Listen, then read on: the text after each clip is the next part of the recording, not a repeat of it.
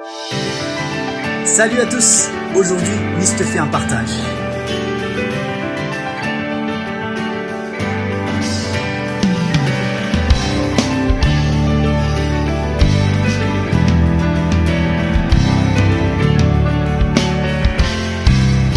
Fiadanane, mahafinaritra indray fa mbola vela ny tompo hizara ho anareo indray androany. Fandresena foana no hoe afaka mamoaka fizarana ohatr'izao. Betsaka ny olona mijoro vavolombelona ny kasihan'ny tompo azy manokana amin'ireny partage rehetra izay efa nizaraiko teto ireny dia tena hoe voninahitra ho an'Andriamanitra. Raha misy olona iray fotsiny ary mizara ny fijoroana vavolombelona amiko na amin'izay namana na mety eo amin'ny commentaire sy ny sisa dia fa izany dia fifaliana be ho azy satria ny tanjon'Andriamanitra dia nizaniza mbola afaka hokasihany, nizaniza mbola afaka ampahereziny dia satry foana ampahery satria Andriamanitra dia te hiasa foana amin'ny fiainantsika, te hiresaka foana amintsika ary Andriamanitra dia tia antsika ary tia no ampahafantarana antsika izany. Afatra tsotra sady mazava no zaraiko androany dia hoe aza manahy. Miatrika vanim-potoana sarotra n'izao tontolo izao mihitsy amin'izao fotoana izao tsy amin'ny lafiny ara-pahasalamana ihany fa tena hoe amin'ny lafiny rehetra, amin'ny sehatra rehetra, na toe-karena izany na hatramin'ny fiangonana izany na amin'ny lafiny mety hoe fifandraisana azy izany tsy mitovy amin'ny taloha intsony ny fiainana ankehitriny satria noho ny fantatsika moa izany fa nisy an'iny aretina iny ary maro ny olona no mety hoe anatin'ny olana, anatin'ny ady mafy, mety very asa, mety very olon-tiana, mety very zavatra be dia be izay mety hoe nahafaly sy ny ainany talohan'izao vanim-potoana sarotra izao. Fandroany dia nampahery voalohany aloha ny tompo, nampahery aloha izy dia nameteny izy dia izay no zaraiko aminao. Misy teny fantatsika loatra ao amin'ny epistily nosoratan'i Paoly ho an'ny Filipianina 4:4 hoe mifalia mandrakariva amin'ny tompo hoy izaho indray mifalia. Zavatra tiako ho zaraina aminao dia hoe nitohy an'izay. Vakiako aminao Filipianina 4:4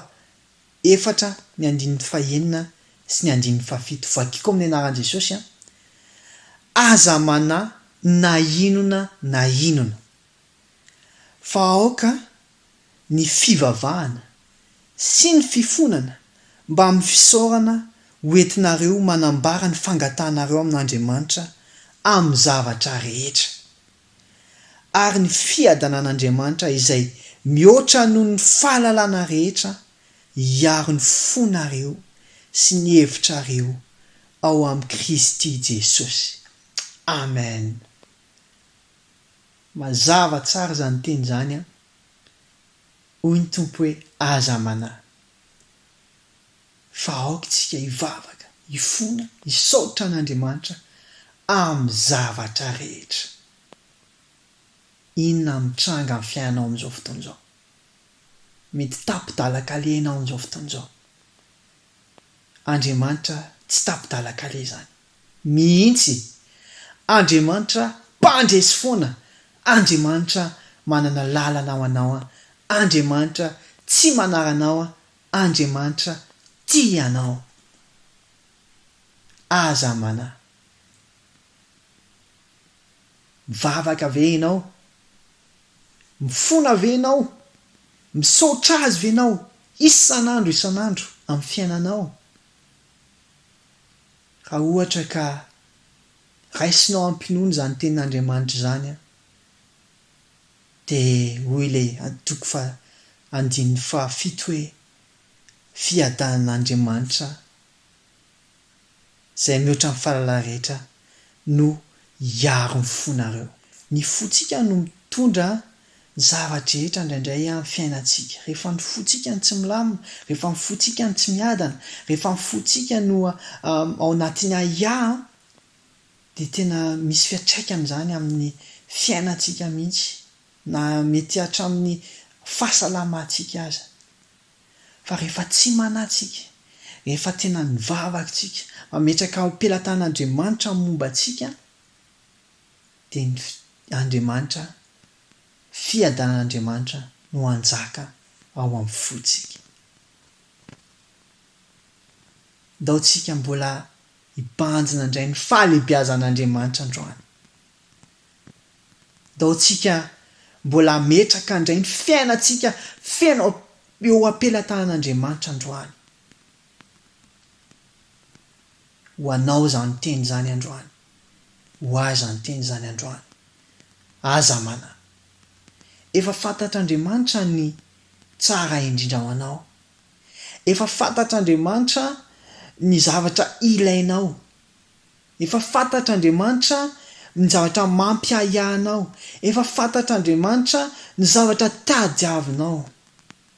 Ny angatahany aminao androany dia hoe aoka ho amin'ny fivavahana, mba amin'ny fifonana, mba amin'ny fisaorana no angatahanao amin'Andriamanitra an'izany zavatra rehetra izany. Aza mana. Aza mana. Jesosy eo akaikinao, fanamasina ao anatinao, miara-miasa aminao. Inona no ananantsika ahiah? Andriamanitra miaraka amintsika, ka dia ndao raisitsika ampinono izany teny izany, ndao hiainantsika izany teny izany androany, dia hiainao anatin'ny fiadanana ao amin'i Jesosy Kristy itsika. Fiadanana ho anao sy ny ankonanao, tahiny tompo daholo